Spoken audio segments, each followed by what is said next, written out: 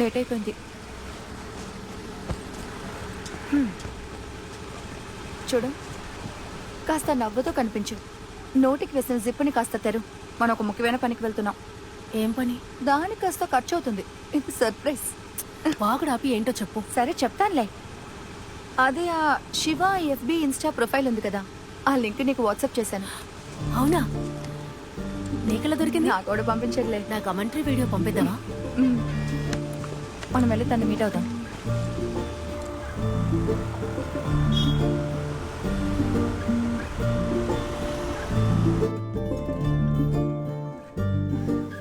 ఊరే నాయనా, ఏదో కూడా ఉన్నాడండి. సర్రా ఎందుకు ఎప్పుడు వెళ్దాం? రమ్య. ఫాతిమా. హాయ్. హాయ్. ప్రశాంత్, కూర్చోండి. అది మీ కమెంటరీ అదిరిపోయింది. రమ్య నాకు లింక్ పంపింది. ఇది ప్రశాంత్, స్పోర్ట్స్ రిపోర్టర్. ఇది Alex Kurian, hi. Crime reporter గా ఉన్నాడు. శివ ఇన్స్టా ఐడి ఇచ్చింది ప్రశాంతే. థాంక్స్. రండి బయటికి వెళ్దాం. ఓకే.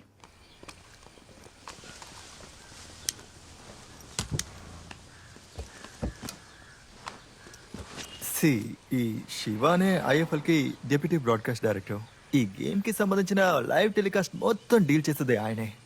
ఇక తిని చెప్పిన విషయం, నాకు తెలిసి షైజు దామోదర్ లాంటి ఎక్స్పీరియన్స్ కామెంటేటర్స్ ని హైర్ చేసుకోవడం తప్ప ఫ్రెషర్స్ కి ఆడిషనో ఇంటర్వ్యూనో ఇప్పటి వరకు జరగలేదు. శివగారిని కలుద్దామని ట్రై చేశాను, కానీ కుదరలేదు. షైజు సార్ కూడా ట్రై చేశారు, ఆయన వల్ల కాలేదు. తను ఒక లాంటి మనిషి అని ఇంతకు ముందు నేను విన్నాను. అది అదొకే. అంత మ్యాటర్ కాదు. సోలమన్ రికమెండ్ చేసిన ఒక ప్రోగ్రామ్ కి వెళ్ళాను కమెంటరీ చేయడానికి. Solomon Margaret football player. వాళ్ళ అకాడమీలోనే వర్క్ చేస్తున్నాను. తన రికమెండేషన్ తోనే కేరళ స్కూల్ కమెంటరీకి వెళ్ళాను. కానీ ఆ ఫెడరేషన్ వాళ్ళు వాళ్ళ బుద్ధి చూపించారు. ఆ అమ్మాయిలు కమెంటరీ చేయలేరు, వాళ్ళ వాయిస్ డీప్ గా ఉండదు, ఇదంతా నీకు సెట్ అవ్వదు, నీకు ఇంకేదైనా మంచి ఛాన్స్ ఇప్పిస్తాను అన్నారు. నేను వచ్చేసా. ఎవరా జేషా? అవును, అతనే. ఇంకా ఎల్పి గోపకుమార్ కూడా. ఓ, వాడు పెద్ద వెధవ. నెంబర్ ఇవ్వలేదు కదా? అవన్నీ అయిపోయింది. నా నంబర్ తీసుకోవడం, డై వేసిన జుట్టుతో ఫొటోస్ పంపించడం, నీ కూతురు ఫ్రెండ్ అని చెప్పగానే బెదిరిపోయాడు. ఇప్పటిదాకా చేసిన తప్పులు కనిపిస్తున్నాడు. జేఎస్కి యాక్సిడెంట్ అయింది. నిన్న వాడి మొహం చూశాను, గుమ్మడికాయలాగా వాచిపోయింది. అదేమో యాక్సిడెంట్ కాదు, సోలమన్ పంచ్ ఎఫెక్ట్. చెప్పానా? ఆ స్టేడియం సెక్యూరిటీ చెప్పింది నిజమే కదా. వాడిని చూసినప్పుడే అర్థమైంది బాగా తన్నులు తిన్నాడని. నేను ముందే చెప్పలా? అసలు అక్కడ ఏం జరిగింది? నిజమేంటో నాకు తెలీదు. ఇలా జరుగుంటుందని ఓ చెప్పాను. ఓకే. ఇప్పుడే ఆ అకాడమీ ట్రైనర్ని కొట్టిన కేసు ముగింపుకు వస్తుంది. అంతలోనే ఇంకోటి. ఆ నెక్స్ట్ వీక్ అప్పీల్ కేసు తీర్పుకి వస్తుంది. అయితే సరే. సరే, ఓకే. రా రా. బాయ్. సరే.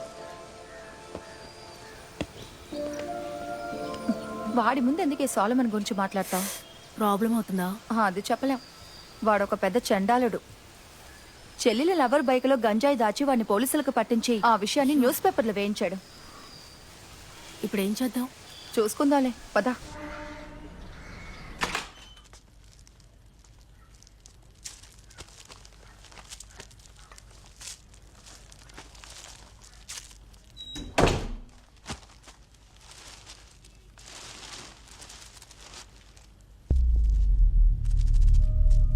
ఛే! వీడు పరమ దరిద్రుడే. సోలమన్ గురించి న్యూస్ పేపర్లో వచ్చింది. ప్రశాంత్ నేను నిన్న వాడిని ఎంతో బతిమాలం. వినలా. ఇది ఎథిక్స్ కాదన్నాడు. ఎద్దవా. ఛా, ఇదంతా నా తప్పే. నా నోరుందే. కేరళ ఫుట్బాలర్ సోలమన్ మార్కెట్ కేసు మరో 2 ఏళ్లకి వాయిదా పడింది. కేరళ ఫుట్బాల్ ఫెడరేషన్ ప్రెసిడెంట్ జైస్తో అద్దు మీరినందువలన ఈ శిక్షను ఇచ్చినట్లు నిర్ణయింపబడింది. దీనికి సంబంధించిన మరికొన్ని వివరాల్ని రిపోర్టర్ మరియా దగ్గర అడిగి తెలుసుకుందాం. నిషేధ కాలం ఇంకా పెరిగింది. సోలమన్ ఈ విషయం గురించి ఇంకా ఏది చెప్పలేదు. ఇంకా 2 ఏళ్ల పాటు తన నిషేధ కాలం పెరిగిందని మాకు తెలిసినా సోలమన్ అందుబాటులో లేడు. ఇప్పుడు అతను ఎక్కడున్నాడని తన అకాడమీలో అడిగినా అందరూ వాళ్ళకి తెలియదని అంటున్నారు. ఆ అకాడమీలో ముఖ్య స్థానంలో ఉన్న థామస్ గారిని మేము కలిసి అడిగినప్పుడు పొద్దున్న నుంచి ఆయన ఫోన్ స్విచ్ ఆఫ్ లో ఉందని, అతను ఎక్కడున్నాడో తనకు కూడా తెలియదని చెప్పాడు. అసలు ఎక్కడికి వెళ్ళుంటాడని అడిగితే పోయినసారి ఇలాగే జరిగినప్పుడు సోలమన్ ఆత్మహత్య చేసుకోవడానికి ప్రయత్నించారని మళ్ళీ ఏమైనా యథాపం చేశాడా? అలాంటి పనే చేసి ఉంటారేమో అన్న సందేహం అందరికీ ఉంది.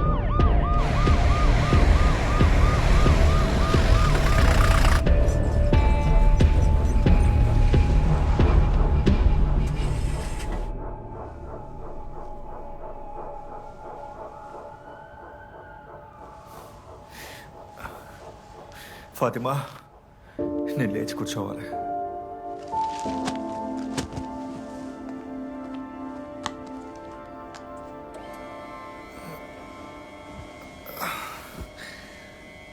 క్యాథరిన్ మేము వచ్చేస్తారు, నువ్వు బయలుదేరా. నీతో ఒక విషయం చెప్పాలి. చెప్పు. నువ్వు జయేష్ని కొట్టిన విషయం న్యూస్లో రావడానికి నేనే కారణం. రమ్య ఎవరో మీడియా పర్సన్స్ని పరిచయం చేసింది, పొరపాటున నేనే చెప్పేశాను. ఇలా జరుగుతుందని ఎక్స్పెక్ట్ చేయలేదు. సారీ.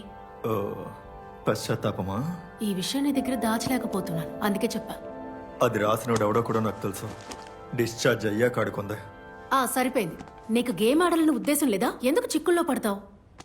అసలు నువ్వేం చేస్తున్నావో తెలుస్తుందా? నువ్వు మరీ ఎక్కువగా ఆలోచిస్తున్నావు. ఎందుకు నువ్వు అకాడమీకి దూరంగా ఉంటున్నావు? చాలా మంది పిల్లలు నీలా కావాలని అనుకుంటున్నారు. వాళ్ళ దృష్టిలో నువ్వు హీరోవి, కానీ నువ్వేమో. హీరో ఏంటి? నువ్వే తప్పు చేయలేదని అందరికీ తెలుసు. మరి ఇంకేంటి?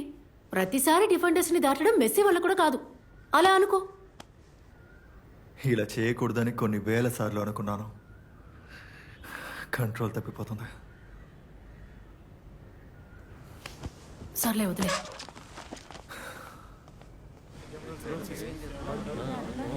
సోల్మాన్, మీరు ఫుట్బాల్ నుంచి తప్పుకుంటున్నారని వదంతులు వస్తున్నాయి, నిజమేనా? ఫుట్బాలే నాకు అంతా.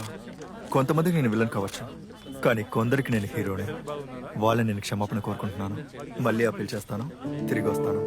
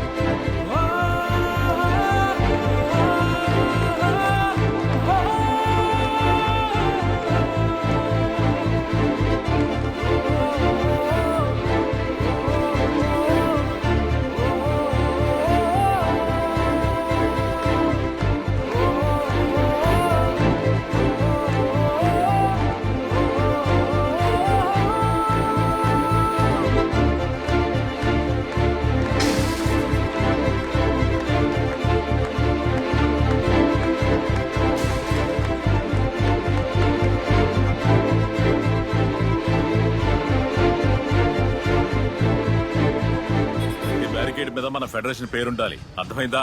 లేదంటే ఐఎఫ్ఎల్ పేరు రాసేస్తారు. అదిగో వాళ్ళిద్దరూ వస్తున్నారు. సార్ మాట్లాడి చూద్దాం. సార్, నన్నెందుకు మీరు శత్రువులా చూస్తున్నారు? ఇతను నా దగ్గర తప్పుగా ప్రవర్తించినందుకు నేను తిరగబడ్డానన్నా? మలపురం గ్రౌండ్ లో జరిగిన దానికి కూడా ఇదే కారణమా? సోలమన్ చేసిన దానికి నేను క్షమాపణ అడుగుతాను. చూడండి సార్, కమెంటరీ చేయడం అంటే నాకు చాలా ఇష్టం.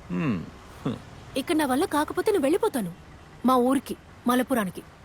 అక్కడికొచ్చి కూడా మీరు అడ్డుపడకండి. నాతో పోటీ ఏంటి మీకు? నువ్వు ఎటువంటి దానివైనా సరే ఈ మలపురంలో ఏ గ్రౌండ్ కి వెళ్ళలేవు. నేను పంపించిన మెసేజ్ల విషయమే కదా నా వాట్సాప్ హ్యాక్ అయిందని కంప్లైంట్ ఇచ్చా. దానివల్ల నాకేం ప్రాబ్లం లేదులే. చూడు ఫాతిమా బీవి, ఇక నువ్వు ఈ కమెంటరీ అన్నదే మర్చిపో. ఇక టీవీ చూసుకుంటూ కమెంటరీ చెప్పుకో. తర్వాత పొలాల్లో పిల్లలు ఆడుకుంటూ ఉంటారుగా, అక్కడ కమెంటరీ చెప్పుకో. ఏం ప్రాబ్లం ఉండదు. ఒక బంతిని కొట్టకుండా, జెర్సీ వేసుకోకుండా, ఇదిగో ఈ కద్దరేసుకొని ఇక్కడ ఉన్న వాళ్ళందరినీ ఒక ఆట ఆడుకుంటున్నా. ఇలా చూడు, నిన్ను ఈ గ్రౌండ్ నుంచి ఎలా పీకి పారేయాలో నాకు తెలుసు. ప్రెసిడెంట్ సార్, మీకు కావాలంటే క్షమాపణ అడుగుతా. నన్ను క్షమించండి. నువ్వు క్షమించమని అడిగితే ఎలాగైనా క్షమాపణ అడుగుతావా?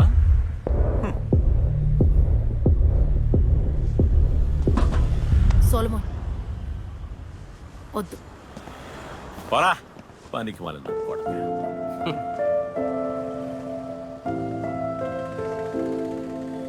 హే బాతు, వాళ్ళు మనల్ని కంప్లీట్ గా బ్లాక్ చేస్తున్నారు.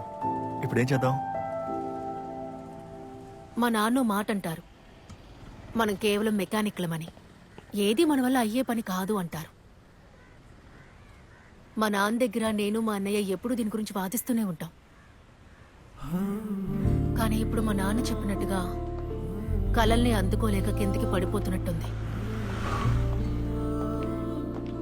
ఏదేమైనా ఈ అలవాటు నా నుంచి తొందరగా పోదు. నేనంత తేలిగ్గా వదలలేను. వదలక్కర్లేదు, మనం వచ్చే సీజన్ లో ట్రై చేద్దాం. నెక్స్ట్ సీజన్ అయినా ఇతను అడ్డుపడకుండా ఉంటాడా?